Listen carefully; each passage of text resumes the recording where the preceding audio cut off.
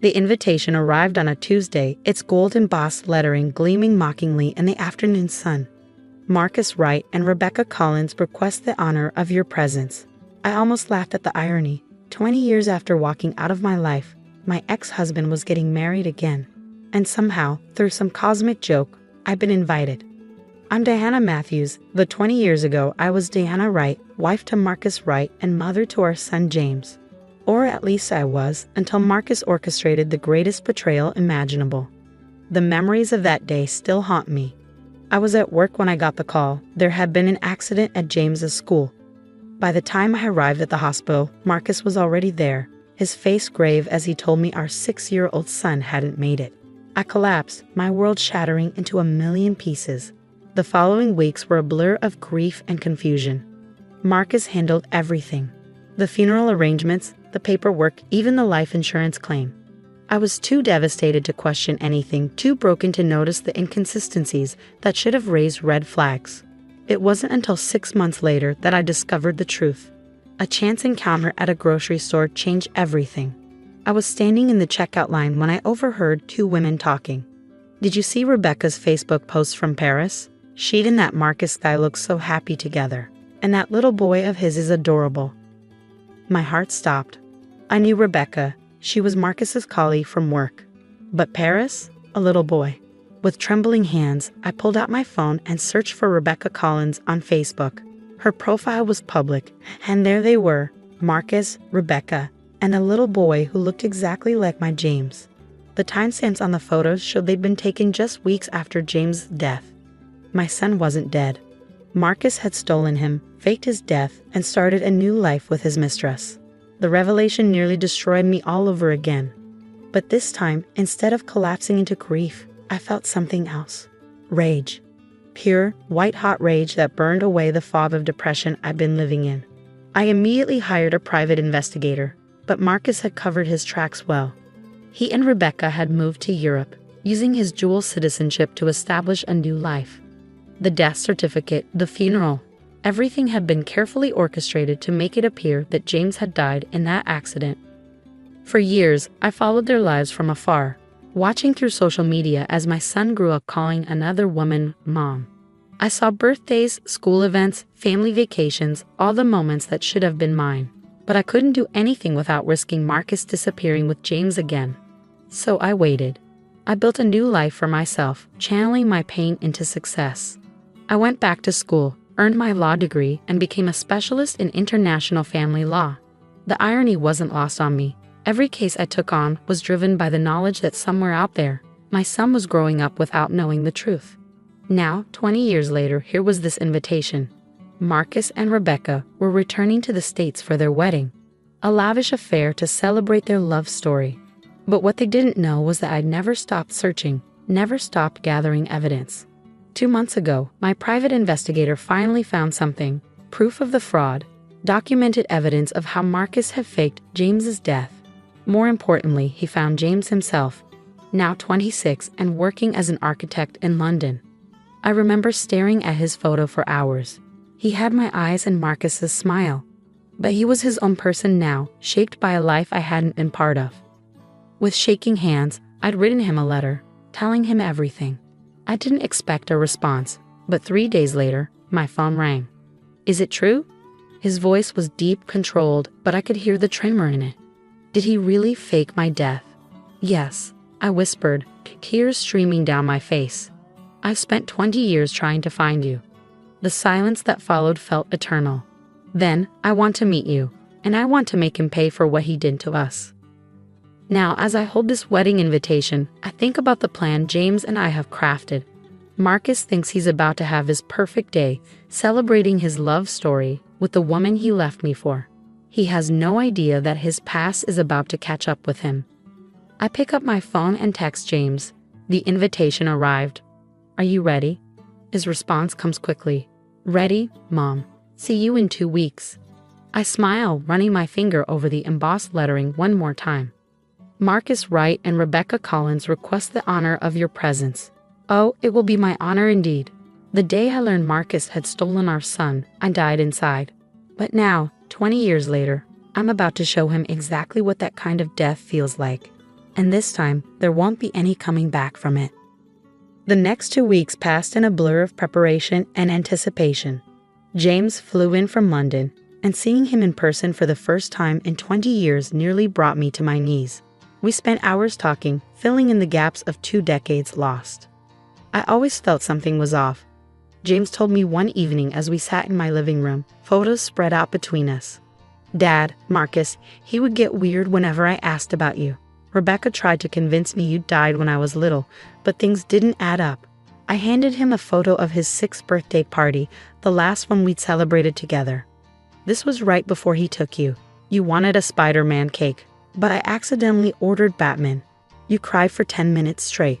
James laughed, then his expression turned serious. I remember that day. Vaguely, I remember someone singing. "Was that you?" "Yes," I whispered, fighting back tears. "I sang the birthday song off-key on purpose because it always made you giggle." He stared at the photo for a long moment. All these years, I thought those memories were dreams or my imagination. Rebecca would tell me I was confused, that she'd always been my mother. But I knew, somewhere deep down, that something wasn't right. The pain in his voice made my heart ache. Marcus hadn't just stolen my son. He'd stolen James's truth, his history, his connection to who he really was. As the wedding day approached, we fine-tuned our plan. The ceremony was to be held at St. Patrick's Cathedral, a grand affair with over 300 guests. Marcus had done well for himself in Europe, building a successful investment firm. The wedding would be his crowning achievement, a celebration of the life he built on the ruins of the one he destroyed. The night before the wedding, I couldn't sleep. I stood at my window, watching the city lights flicker in the distance. 20 years ago, I'd been a broken woman, destroyed by what I thought was the death of my child. Now I was stronger, wiser, and finally ready to reclaim what was stolen from me. My phone buzzed with a text from Rebecca's sister, Emma. She'd been my unexpected ally in all this. When I'd reached out to her with the evidence of Marcus's fraud, she'd been horrified. She'd always had suspicions about her sister's sudden relationship with Marcus and their quick move to Europe. But Rebecca had shut down any questions. "Everything's set." Emma's text read. "The video presentation is loaded into the system. They have no idea." I smiled, thinking about the surprise we had planned. Marcus and Rebecca had asked Emma to put together a video montage of their love story to play during the reception. Instead, she created something very different. A carefully compiled presentation of evidence showing exactly how Marcus had faked James's death, including documents, photographs, and damning emails we'd uncovered.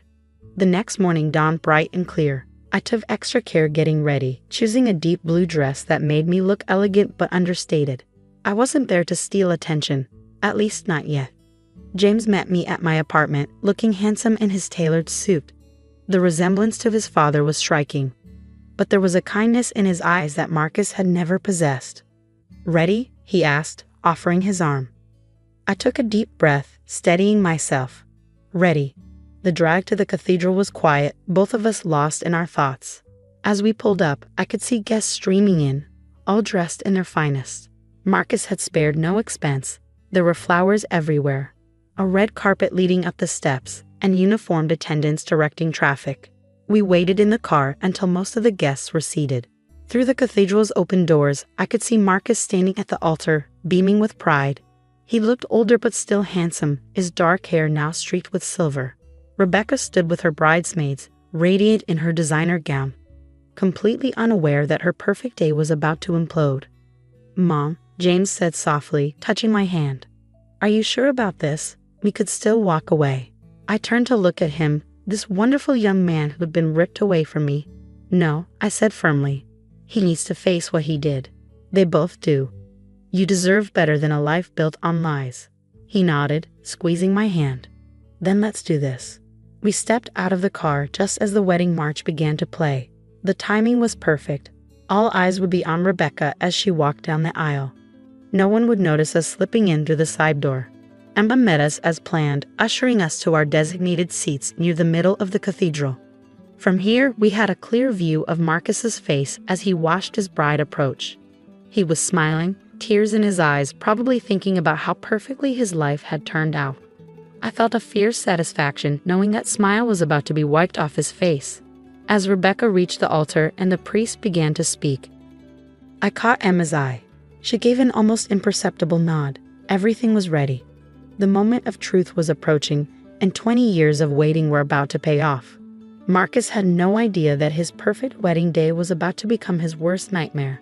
Just as the priest asked if anyone had any reason why these two should not be wed, I stood up. The movement caught Marcus's eye, and for a moment, he just stared, his face going pale as recognition dawned. Then his gaze shifted to James, and I watched as every drop of blood drained from his face. It was time for Marcus Wright to learn that some deaths aren't permanent and some sins can't be buried forever. I object, I said, my voice ringing clear through the cathedral. The gasps from the guests created a wave of whispers that washed through the space. Marcus gripped the altar, his knuckles white. Diana, he managed to choke out. What are you? Then his eyes locked on James again, and he stopped breathing altogether. Rebecca turned, confusion written across her face until she saw James. The bouquet slipped from her hands, hitting the floor with a soft thud. No, she whispered. It's impossible. James stood beside me, tall and composed. Hello, Dad, he said, his voice steady. Or should I say Marcus? Since you're clearly not the father you pretended to be. The priest looked between us, completely lost. I'm sorry, what's happening here? What's happening, I said, stepping into the aisle, is the exposure of a 20-year fraud. Marcus Wright didn't just leave his wife, he faked his son's death and stole him away to start a new life. The murmurs in the crowd grew louder. I could see phones being pulled out, people recording what was quickly becoming the scandal of the year. Emma, I called out, would you mind showing everyone what we found? Emma, standing by the audio-visual controls, pressed a button. The large screens that had been set up to show the wedding video flickered to life. Instead of romantic photos of Marcus and Rebecca, documents began to appear. The falsified death certificate, medical records that had been tampered with, emails between Marcus and his contacts arranging the elaborate scheme. This is ridiculous, Marcus sputtered, trying to maintain control.